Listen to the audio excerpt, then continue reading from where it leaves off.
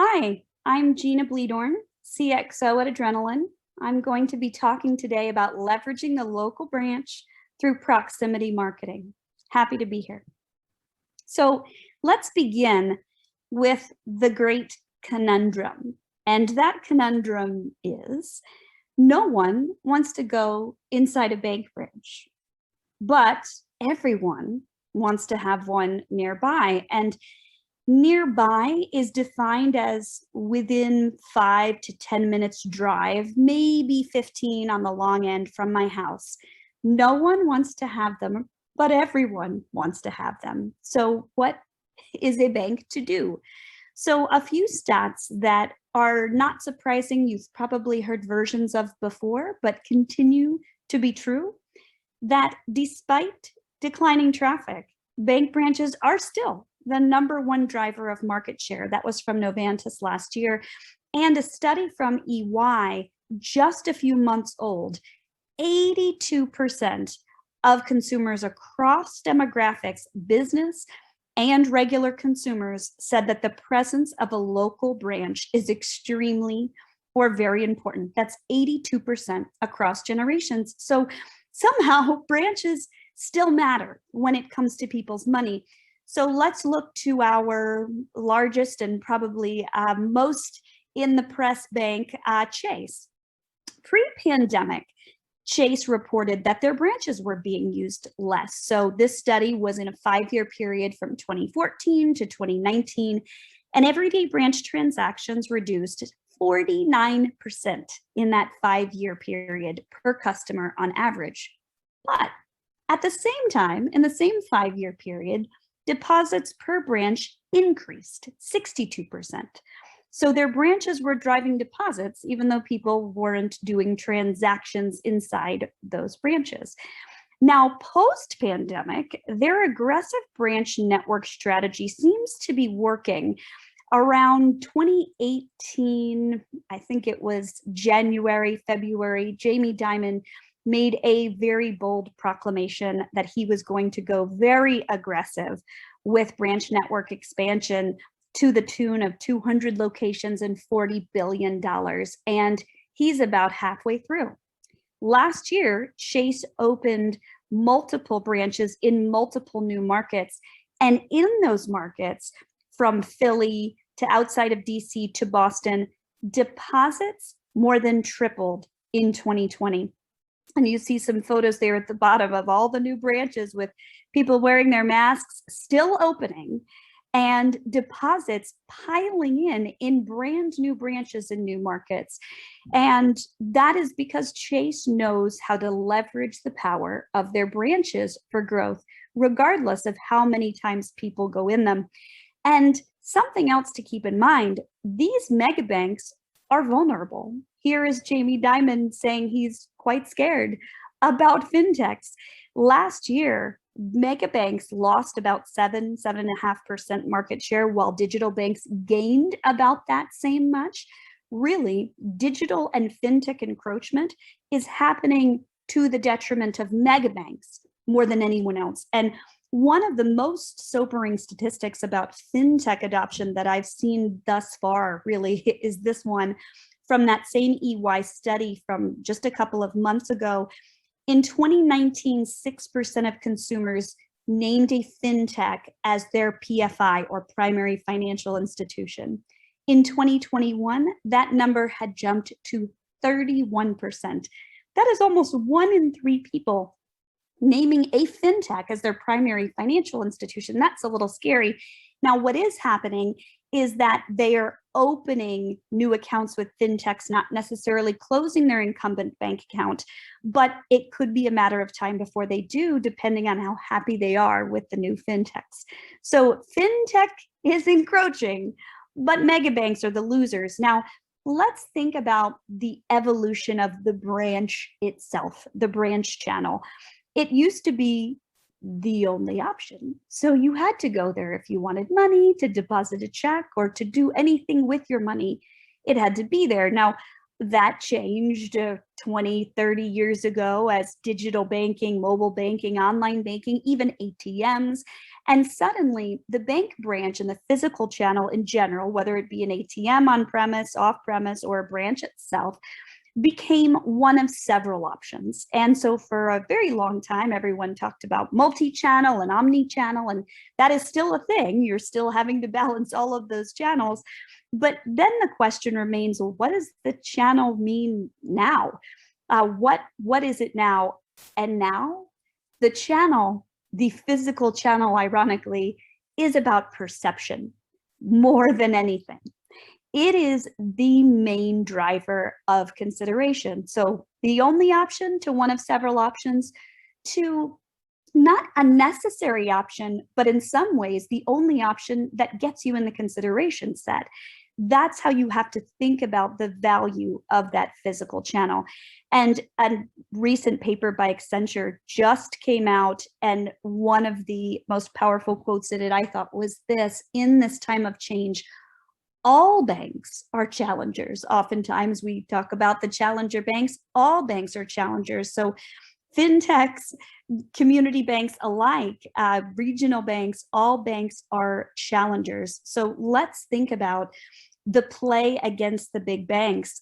In 2020, online account openings soared. Everyone knows that. But half of them, of all online account openings in the US, were at Chase, B of A, and Wells combined. 10% were at all other 10,000 plus community banks and credit unions. And then in the balance are digital banks and regionals and super regionals. So think about it, even though online account openings have skyrocketed, and probably at your bank you have seen them increase significantly, on the whole, community banks and credit unions are not getting the majority of account openings that way. And that is a point of leverage that we're going to discuss. Now, historically, the battle of community banks between big banks has been actually one of trust versus time. And you could define trust really as being local, as being born of the community I'm in, of being people I know, maybe people I went to high school with that work there, people that understand me and my culture and my community. Locality versus time. And time is about perceived convenience more than anything. So that manifests itself as the perceived ubiquity of physical locations. Oh, they have a branch or an ATM anywhere I might need it, as well as the perception that their mobile banking capabilities are exceptional, and that will save me time as well. But a funny thing kind of happened in the last year and a half. Time, in a way, perceptions of time kind of vanished, and the value and weight of trust has taken on a new echelon of importance and meaning, and community banks can capitalize on that. Multiple papers, reports keep coming out about trust, about the importance of trust. Forrester published a paper this year, "The Future of Banking is Built on Trust."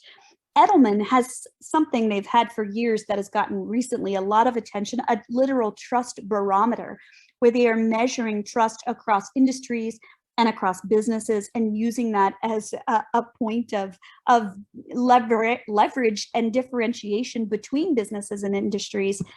Most notably, 88% of consumers, almost 9 of 10, now consider brand trust as critical purchase criteria. They have to trust you to do business with you. And another report from Accenture, Purpose-Driven Banking, talks about the monetization, really, of trust, in that trust-based propositions can actually boost incumbents' banks' revenue by 9%. So quite literally, by maybe sacrificing fees in the short term, you win advocacy in the long term, and you do that from building trust by helping consumers really with financial well-being. So trust really drives performance, and the value of your brand and really what people think of you when they think about you, that's the most valuable asset you have. This chart showing that Interbrands, best global brands, those rated as the highest brand value, usually those that have the greatest trust, outperform the S&P and the MSCI significantly by over 180%. Brands that people trust do better.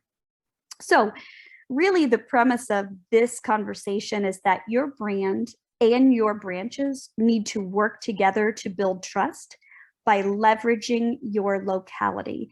Your locality is your superpower. So how to do that? Well, first step, be smarter. Be smarter. Not that you're not smart, but we can always be smarter.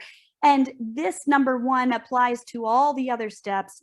Be smarter. Use data to inform decisions. You absolutely, if you haven't done this that much in the past, it is imperative now. Forrester, in that same paper, The Future of Banking is Built on Trust, talked about the irony of all of the data that banks have, more than most industries have, on their customers, but as a whole are largely failing to capitalize on that data. But the next decade, the winners and the losers will essentially be those that use insights to drive decisions versus those that do not. Now, the situation's a little gloom as far as how people feel about data confidence today. Quite frankly, the amount of data available is overwhelming, and it exceeds the ability of most to turn it into any type of meaningful action. So 70% of banks, according to a McKinsey report last year, have not effectively matched their analytics efforts with their business goals. 75% of financial institutions, according to the digital banking report by the Financial Brand, consider themselves not adept at using data and analytics to determine a next best action. And really, that next best action, that is largely what we're talking about today. How do you make the best decisions? And if you can't use data to make the best decisions, then you're not looking at the right data. So here's really the key: connecting not just all the data intelligence in the world, but the most relevant data intelligence to drive those smarter and faster decisions, so that your brand, your marketing, and your physical locations can work together for more profitable growth. That is the key. Now, when we talk about data, so it's overwhelming. The last thing you need is more data. There's been studies about data fatigue. Some companies are almost shutting the door on data, like social media fatigue. That's not necessarily a great idea, but you can understand why they're doing it. It's overwhelming and it's everywhere and it keeps coming, and it can be very frightening. Now, when we think about what's most relevant, we can think about it in this way. Market data is data about trends in the market. It is largely based on census tracking data. We just had our 2020 census, so most of these data sources are relatively up to date. This data is critical. It's everything about income, demographics, and large movement trends in and out of area, but everything you could ever want to know about market demographics. The only downside is that it's a bit stagnant and it's a bit dated. That's because it's coming from reporting that is done at singular points in time. There is another source of data you may or may not heard of that is really the most interesting one, the most fluid, the most relevant, the most timely, and it's mobility data. This is data from aggregated mobile phone anonymously, aggregated mobile phone intelligence that is actually showing where people are going and what they're doing at any point in time, as well as who they are, because we're able to extract so many things from hundreds, sometimes thousands of apps on their phone that have location services enabled, and figure out where they went, how long they went there, did they move permanently, did they take a short drive somewhere, and who are they? You know where the phone sleeps at night, you know where the phone works back before when you go to a place of work or not, or whether it goes to Starbucks every day or not. All of that mobility data is real time, and After the pandemic reshaped the landscape of the US, we've seen a rise in suburbans and exurbs like we've never seen before. There are secondary and tertiary cities that are just exploding. There are entire areas of urban commerce that are no longer, and other areas that were nothing that are now something. Mobility data helps you figure that out. Now, the good thing about the financial industry is being federally regulated, competitor data is widely available. So these are sources like S&P, FDIC, et cetera, competitor data to know where the money is, tracking and accounting for most of the money in any given area and its share amongst your competitors. That is important. It never ceases to amaze me how many clients are unaware of who their competitors are or how many that they have. And the last source of data, the most scary of all, your data. Your data. Every one of you is probably in some stage of trying to do something with your data. Levels of data confidence, as mentioned, are not necessarily super high, but your data and making meaningful sense of your performance, your customers, who they are and what they do has to be a piece of this puzzle. And by the way, showing just a little bit more about mobility data here and how it works. On this particular instance, we were tracking people that went by a specific high profile site in Chicago, a bank branch. And really, we are getting mobile device IDs. They're called MAIDs, mobile ad device IDs. And those MAIDs are tracked. We see where the people sleep. And so these little orange patches are showing areas that site visitors from that geofence that we created around that site, where they live. And we can tell how often they come to that site, what time of day, down to about plus or minus 10 feet. So that's the magic of mobile. Now, as we get into the other steps, being smarter needs to be infused, and you'll see is infused in all of them. But being authentic, genuinely local relevance, this is probably more than anything what builds that idea of trust, being genuinely local. And in many cases, you are genuinely local. But what happens when you're not exactly genuinely local? This story of Guarantee Bank and Trust, $1.4 billion bank, originally based in Mississippi and now has extended up I-55 into Memphis, 24 branches.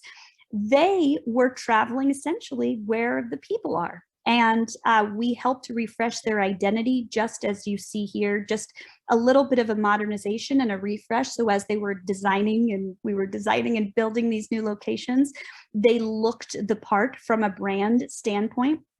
And this is some of the brand positioning that went with it. Good business moves was both the positioning and became a bit of a tagline and a mantra as well as a theme for their brand.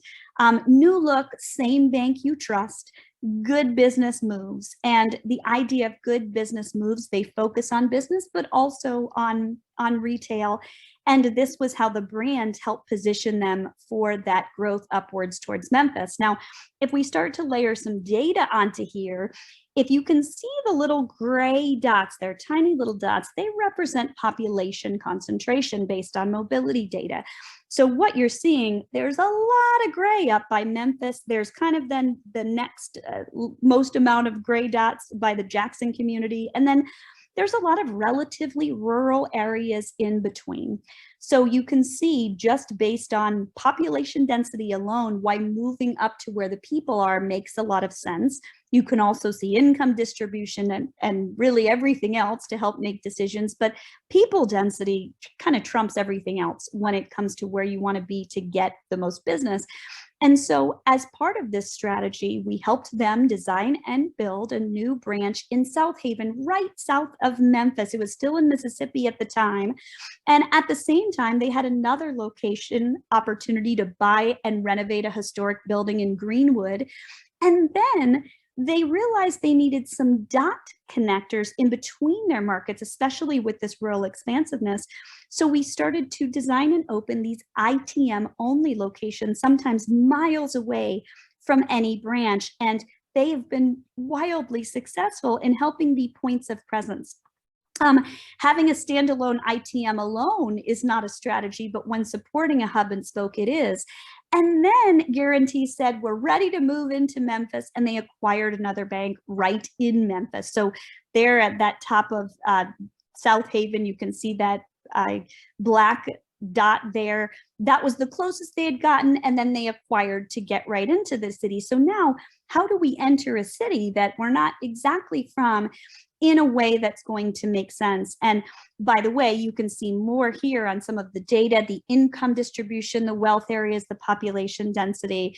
These are where the opportunity lies, and that's why they made the acquisition. So when framing their brand and their marketing for the entry into this market, we made it all about the market, all about Memphis. Memphis, where good business moves. First Alliance Bank will soon be Guarantee Bank. And we're showing local photography. What you can start to see is that there is a spirit of the local market infused into all of this creative. Have you heard good business moves here? Good business moves kings and souls and Memphis. How's business Memphis? Now proudly serving, good business moves here, etc. You get the idea. Powerful brand statement, but making the brand all about the market that they're moving into. A few good business moves you will appreciate, and this was customer communications. Obviously, this had to shape all of the First Alliance Bank customers and give them the right onboarding so there was not attrition, but at the same time, beckon and connect with the community. Digital advertising, how's business Memphis, and social. Obviously, all of this being data targeted based on premise number one of being smarter in and around people that are passing by those Memphis branches. So customers we can track because they go into the branch and we can cross-sell to them directly with mobile ad IDs. But for consumers in general, because the branch is still the number one decisioning factor to decide whether or not I bank here, people that pass by a branch are statistically the most likely to consider doing business with that bank. So we did geo-targeted ads in and around the areas of the actual bank branches, and that's how proximity marketing works. Further, you end up not only understanding where people are going, but because you are capturing their mobile ad ID, you are able to serve these digital ads, social ads, whatever it might be, directly to that device. So if it's a customer, it can be about a cross-sell and advocacy message. But if it's for acquisition to a consumer, it is an acquisition message. And these work more than anything because you are authentically right there in their neighborhood. Now, number three, be bigger, leverage something called the network effect. The network effect. So we're going to talk about a bank pushing 10 billion, Park National Bank, just over 100 branches based in Columbus, Ohio. And you see their footprint there is definitely centered in the Ohio area, but they've made some acquisitions in North and South Carolina as well. At the time we started working with them, they had multiple affiliates, 11, and they had grown by an acquisition strategy of letting the local bank keep their autonomy by their name and their brand, even though their charter and really all other functionality was assimilated into the Park National Bank structure. What they didn't realize is that there was actually cannibalization happening in between their different brands. What you see here in this very colorful map indicated in those teal areas are areas of overlap where different affiliates were serving the same community, or customers were passing by different affiliates not knowing they were affiliated with one another, even though it says division of the Park National Bank on all of their signage. It's relatively small. You can probably barely read it when you look at all of these logos, and most of them are blue or green and maybe have some connection, but the average consumer had no idea these banks were connected. And so Park didn't realize that they were essentially dividing their brand value and their perception of scale into as many affiliates as they had. Further, as we looked to the competition at large, the majority, over 82% of the market share in Ohio, was owned by regional and national banks, meaning in order to compete with regional and national banks, they needed to appear to be bigger, not smaller. And then I think this was maybe the most mind-blowing statistic. It was 9 of 10, nearly 9 of 10 potential customers preferred a national or at least statewide bank in scale. So they were given an option, a county bank that has a few ATMs and is involved in their community, a statewide bank that has branches across Ohio and is involved in their community, or a national bank that is across the US and is not involved in their local community. And 9 of 10 answered one of the top two. So people want perceptions of convenience, and to have that perception of convenience, you have to have that perception of scale. Now, further, we found out by asking current customers that really no one cares what your name is as long as customer service stays the same. And so we were able to help this bank assimilate assimilate all of these brands together. And this is the idea of the network effect. This has been proven to be true for the last several decades in the US, in that there is a special point of critical mass. That critical mass used to be about 8%, now is about at 6%. And what it means is that if there is 100 branches of all types, of all competitors in any given market, you want at least 6 of them to have 6%, because statistically at that magical critical mass 6% number, your chances of your market share exceeding your branch share double.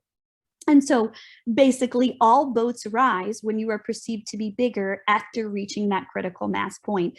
So when we look at, in this example, 3 overlapping areas of Park had an affiliate named Park, they had an affiliate named Fairfield National Bank, and another affiliate named Century National Bank, all of them 30 some odd branches in this area. What they now have done is look just for these customers 3 times as large as they once did. And they can now leverage the network effect more successfully with this single brand. So eventually, all of the brands rolled into a new brand using the Park name that they already had and rebranding it with a new look, feel, meaning, identity, and the tagline, "Where you mean more." It came to life on all of the affiliate websites. Transition communications are critical when you are transitioning.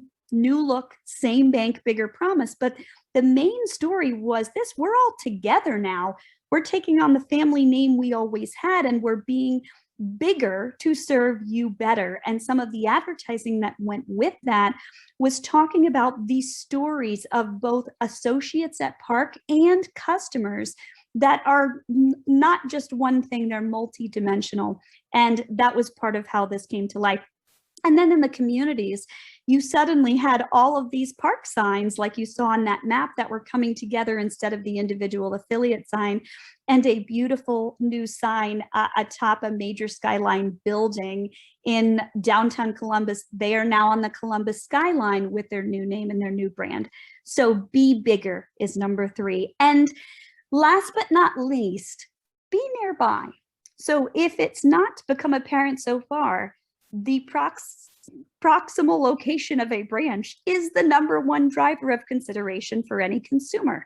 So being nearby is critical. Now we're going to look at another story of a larger bank, $26 billion bank, United Bank in the Mid-Atlantic. They've got over 200 branches. But we're going to focus on, they were moving into a market that they were already in that they were already in DC, but they wanted to penetrate a new part of that market. They wanted to penetrate the consumer instead of just the businesses that they once had. And so in doing that, this is what their footprint looks like around that DC area. We helped them open some new locations that were new statements. What you see here is a micro location and a storefront in Georgetown, and then a corner location on K Street, very highly trafficked area, both of them pretty highly trafficked areas. It is downtown DC. And these became major brand statements where we helped leverage their U mark, their color, the unique aspects of their bank. There's a lot of red, white, and blue. We're in the nation's capital. Their color is green. So we really helped celebrate that, and then helped on the exteriors of the other buildings as well by enhancing ATMs, enhancing signage, because remember, these exteriors, these are your billboards. These are the reasons why people are going to choose you. So then after the exteriors of the building have been created or enhanced, and there is a promise of something inside, something that's projecting outward, we can start to target consumers. So in the same way, you can see here those proximity dots of population concentration, and you can see where population is concentrated highest. That's where media spend should absolutely be the most, if it is the population target you're going after. And in this case, they were essentially going after mass market for checking acquisition. You also see income distribution, et cetera. So here we're seeing a whole different way of allocating marketing spend so you can make it hyper targeted, hyper local to people going in and around geofence locations. This is what it looked like. And really, the strategy for the creative was about just free checking that's actually free and easy. So it had an effortless aspect to it, maybe not something you've never heard before, but in this area, there wasn't really free checking. In fact, most banks had done away with free checking. So we cut the clutter, offer only the best of what you need, no hidden fees, no minimum balance, and we make it easy to do it. And then with the targeted marketing on mobile devices, it was very easy to open these online accounts. So as a result, in a period of 3 months, we had a 3-month challenge. The bank opened 1,000 new checking accounts in the DC area, had 145% click-through rate, 18 million impressions. And this was through paid, social, banner, all kinds of digital, jumping to a homepage here, and ultimately leveraging proximity, smart targeted marketing in and around these branch locations was the way that we got these numbers, doubling down on what you have that matters more than anything, your locality. So how you leverage your locality for growth, as discussed, number one, be smarter, be smarter, be smarter, and use data to make decisions when it comes to decisions around your brand, around how to market your brand, around where to go with your branches, and then how to spend in proportion to where people are, the people that you want in and around your branches. That's what being smarter is all about. Number two, being authentic, trust. If you are not authentic to who you are and to who communities are, like Guarantee going into Memphis, if you don't connect with people in a way that's genuine and real, they will not trust you. And if they don't trust you, they don't want to do business. Conversely, the more trustworthy and authentic you seem, the more connection power you will have. So be authentic in leveraging your locality. And by the way, if you are from the area that you're already in, absolutely double down on that. Your authenticity is everything. Number three, be bigger, be bigger. Consumers want bigger. And as community institutions, your perception of scale is probably more than anything the biggest driver of growth potential that you have. So that is why with your branching, you absolutely want to leverage the network effect. Hub and spoke, you've probably heard that term before. Try to have those locations like with Guarantee or with Park or with United. Some are smaller than others, but have big impact, big exterior projection. So you seem bigger, but then the brand you build around it is marketed and branded as bigger, seemingly supported by physical locations and a physical network. Remember, being bigger and perceptions of scale is critical. 9 of 10 consumers, both business and retail consumers, want a bank that is at least their perception of being statewide in scale. And finally, be nearby. The idea of being nearby is the main reason people will choose you. If they are going by your location, if they see you, if you're on their way to work, if you're near their home, if you're near just anywhere they go often, that is going to heighten the sense that you are convenient and increase the likelihood. So as you are thinking about marketing, absolutely use data intelligence to geofence areas in and around locations, capture mobile ad IDs, and do direct targeted marketing to those consumers. Hopefully you've learned some strategies on how to help leverage your locality for growth. I am Gina Bleedorn, Chief Experience Officer at Adrenaline. We believe in helping the banking industry thrive. We have a website, believeinbanking.com, that's designed to do just that, where ideas like this and stories of other banks are being shared every day. Thank you.